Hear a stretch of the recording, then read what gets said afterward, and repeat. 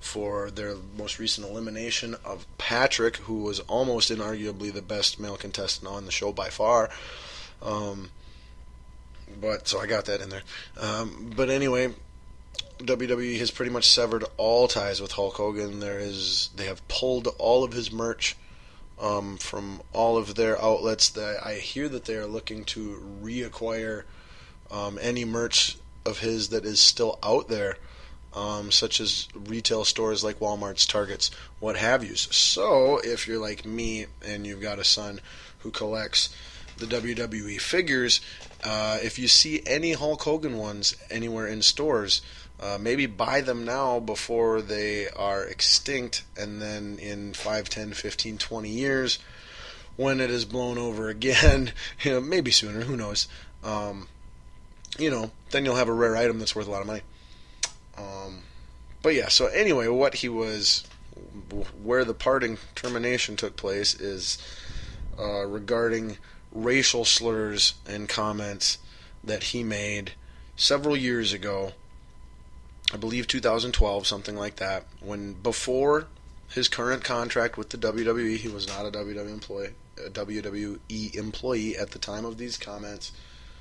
They were in a private setting, and they were part of a sex tape involving him and someone that he leaked, and he is currently suing the website that leaked this tape for $100 million. Now, if he wasn't suing, then none of this would have really came to light.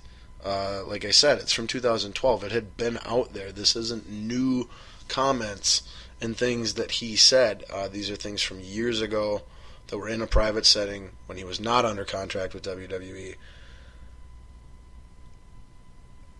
And so, taking all those things into account and clarifying, I repeat, clarifying that while I am in no way condoning anyone ever speaking the way that Hulk Hogan spoke in the comments that he made, that's got everybody in the uproar and led to his departure from WWE recently here. Whilst no one anywhere should ever speak that way, the WWE's response is equally, or arguably at least equally, as disappointing. Now, I don't say this because I'm a biased Hulk Hogan lover. Did I grow up with Hulk Hogan as a big part of my childhood, and was I a huge fan of his work throughout much of my childhood? Absolutely. But that is in no way where my take on this is coming from. My take on this is coming from how WWE operates their company as a whole. If you know anything intelligible and accurate about the lives of WWE superstars, they are treated like cows. They are milked and worked and milked and worked and milked and worked and milked and worked and milked and worked, and then they are discarded, thrown away, disposed of. And I can't help but feel like that is the exact same thing that they did to Hogan here. Now, granted, I am not arguing the grounds for everyone being upset with Hogan and Hogan having consequences from what he said that people are hearing. I have no problem with that whatsoever. But I do have a problem with the specific consequences. Given the details that I had already told you about the timing and placement and context of said comments, what WWE should have done here, because they're all, the anti-bully and, Susan G. Komen breast cancer awareness, and they try to be and support the troops, and they're very try to be socially conscious and active and all that stuff. their course of action was to disown someone and try and separate any connection that other people made between them and that someone, and just distance themselves as much as possible to save face. And well, we don't want to look bad too because of how much this person we're associated with looks bad right now. So let's do everything we can to bury our relationship and sever our ties with that person immediately and as completely and decisively as possible. I felt like that was such a selfish, knee-jerk, immature, outdated, small-minded response on WWE's part, and hypocritical. Like I can't leave out hypocritical. What the WWE needed to do, what the right thing to do, Steph, Paul, Vince, Kevin Dunn, douchebag. What you guys needed to do here was you needed to suspend Hulk Hogan without pay. You take him off the Tough Enough show immediately. You cancel any appearances. You pull all of his merch off the shelves like you did. Okay? You do all that stuff. But you send him somewhere. You line up. You stand behind someone who's worked their butt off to build everything that you enjoy currently. From a success standpoint, I'm not saying Hulk Hogan built all of it, but he's a giant reason. Him and Vince are the two reasons. It is what it is today. And any of their employees in general who work for them and work hard and are good employees for the most part. This happened not under contract years ago. You could have known about this and should have known about this in these comments before you signed him to his current contract that he resigned from and that you terminated. But you didn't. But so now that everybody else finds out, then you try and completely separate yourself from him. And we had no idea, and this isn't us at all, and how could anybody be like that? And seems very hypocritical and just always acting in self-interest. And I have a major problem with anybody who ever does that. So again, what they should have did, you suspend him, you don't let him work, you don't pay him, but you make him go to social awareness counseling or classes or education seminars, meetings, therapy, frickin' whatever you want to make him go through, whatever hoops you want to say, okay, you go through this, but you give a person a chance for rehabilitation.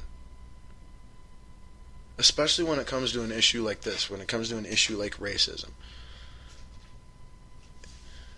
We're not going to eliminate racism if every time somebody does something that we think is racist, we just outcast them and exile them, shun them, disown them. That will never work, ever. You need to reform them. You need to educate them. You need to help rehabilitate them. And the WWE did not take one step to do that. Every action of the WWE's was simply to protect its own image and face, and it's shameless and pathetic, especially given what all of its employees, especially this one in particular, have given to that company. Oh, alright, and let's see. Well, the one other thing that WWE did that I didn't like at all, I don't appreciate, I hate when they do this. They do this with too many of their employees as well, and I hate it. How they try to make us completely forget that the person ever existed. And the example for this is they removed Hulk Hogan's name and profile and bio from every Hall of Fame source that they have control over. Because that's all the WWE Hall of Fame is. It's not an actual place. They have a ceremony. I don't even know if guys get like a trophy or anything like that. I guess I've never paid that much attention. But you can't just erase people from our memories. Okay, you can change what the bio says and stuff like that, but like you can't remove Hulk Hogan's name from the WWE Hall of Fame list of inducted members. That's dumb, it's insulting, it's stupid, it's childish, it's unnecessary, it's unbeneficial. Okay? You can still have his name on there in the year he was inducted. You don't have to put his picture up there anymore. You don't have to have a bio telling the story of his career anymore. But I mean, really? You're going to try to erase him? And they do that with everybody. They do that with Owen Hart. They do that with Chris Benoit. They've done that with the Hardy Boys at times. They've done that with Kurt Angle at times. They've done it with so many people. Stop it already, okay? Grow up. You're better than that. Just let Paul run the whole dang show, okay? Let Paul run everything. Kevin Dunn, get the hell out of here. Vince McMahon, get the hell out of here. You can make special appearances. Your character can still make special appearances. But when it comes to the creative control, get the hell out of here. Stephanie McMahon, you work the crap out of all the PR. Okay, your current PR, that's it. Focus on that. No creative, just PR. Your public relations, boom, that's you. Paul, you're 100% creative. All right? Save us, please. You have all the sensibility, all the knowledge, all the resources, all the desire to do so. And if you don't, no one will. And it could spell doom for WWE. But hey, as long as there's Lucha Underground, I guess what do I care? Which I will get to here real quick, and then we got to start wrapping up the show. All right, so that's it for Tough Enough News WWE. That's it for Hulk Hogan Comments WWE. Please let me know any thoughts you have on any of this at BDST Show on Twitter. Tweet me, please. All right, SummerSlam coming up, and it looks like the two main matches that we have to look forward to, or not look forward to, depending on your opinions, would be Undertaker versus Brock in a revenge match, and Seth Rollins, WWE World Heavyweight Champion, versus John Cena, United States Champion, likely having Seth Rollins' belt on the line. Now, I only bring that up because John Cena and Seth Rollins had a match for John Cena's United States title earlier this week on Raw, and if you watched it, it was so awesome, it was incredible, and terrible at the same time.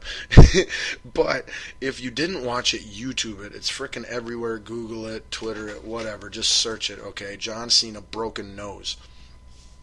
So in his match with Seth Rollins, with 5 to 10 minutes to go left in the match, Seth Rollins did a clench, an MMA, clench, and a flying knee to the face. That was the move set programmed in. Now, he caught Cena square in the frickin' nose, just completely flush on, it'd be the left side of Cena's face, and crushed his nose all the way over to the right side of his face. Thick, gooey blood was immediately gushing everywhere. Both performers stayed completely in character. Both performers finished the match in its entirety. Not just finished the match as in did another move or two and cut it short, but we've got an ending at least. We did a finish. No, they completed the entire match as written. Like I said, there was another at least 5 to 10 minutes left of fighting where John Cena's nose was completely 100% genuinely broken, moved completely over to the other side of his face, swollen up to the size of a frickin' golf ball, or no, to a baseball probably, or tennis ball, blood all over his face, blood all over the mat, and, whether you chant "Let's Go Cena" or "Cena sucks," and FYI, I passionately at the top of my lungs every time chant "Cena sucks." I don't hate John Cena at all. That's what all the Cena lovers need to understand about us quote-unquote Cena haters. We actually greatly admire and enjoy most of the entertainment that he brings to us and that he's involved in. on a regular basis. We're just